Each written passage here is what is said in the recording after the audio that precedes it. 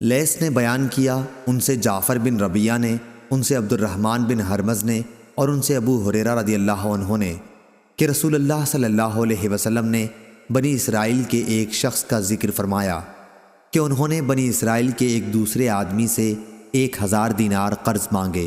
انہوں نے کہا کہ پہلے ایسے گواہ لا جن کی گواہی پر مجھے اعتبار ہو۔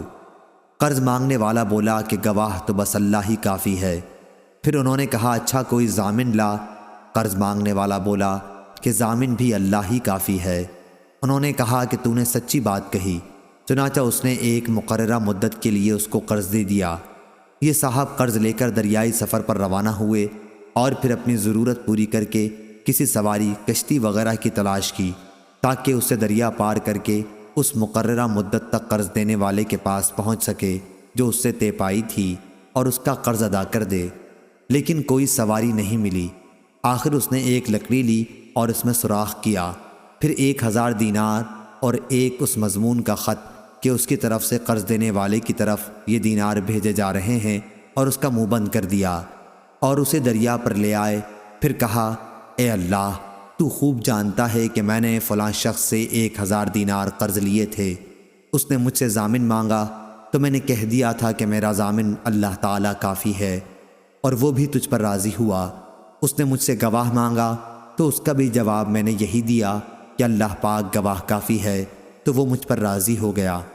اور تو جانتا ہے کہ میں نے بہت کوشش کی کہ کوئی سواری ملے جس کے ذریعے میں اس کا قرض اس تک مدت مقررہ میں پہنچا سکوں، لیکن مجھے اس میں کامیابی نہیں ہوئی، اس لیے اب میں اس کو تیرے ہی حوالے کرتا ہوں کہ تو اس تک پہنچا دے۔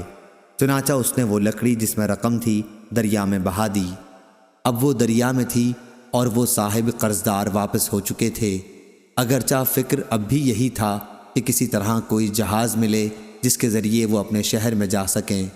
دوسری طرف وہ صاحب جنہوں نے قرض دیا تھا اسی تلاش میں بندرگاہ آئے کہ ممکن ہے کوئی جہاز ان کا مال لے کر آیا ہو، لیکن وہاں انہیں ایک لکڑی ملی، وہی جس میں مال تھا۔ انہوں نے وہ لکڑی اپنے گھر کے ایندھن کے لیے لی، لیکن جب اسے چیرا تو اس میں سے دینار نکلے اور ایک خط بھی نکلا۔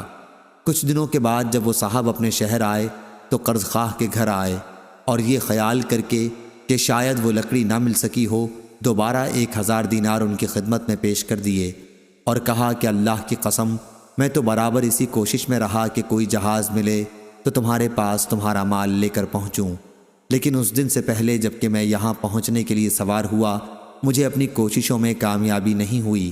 پھر انہوں نے پوچھا اچھا یہ تو بتاؤ کہ کوئی چیز کبھی تم نے میرے نام بھیجی تھی؟ مقروض نے جواب دیا بتا تو رہا ہوں آپ کو کہ کوئی جہاز مجھے اس جہاز سے پہلے نہیں ملا جس سے میں آج پہنچا ہوں۔ اس پر قرض خواہ نے کہا کہ پھر اللہ نے بھی آپ کا وہ قرض ادا کر دیا جسے آپ نے لکڑی میں بھیجا تھا۔ چنانچہ وہ صاحب اپنا 1000 دینار لے کر خوش خوش واپس لوٹ گئے۔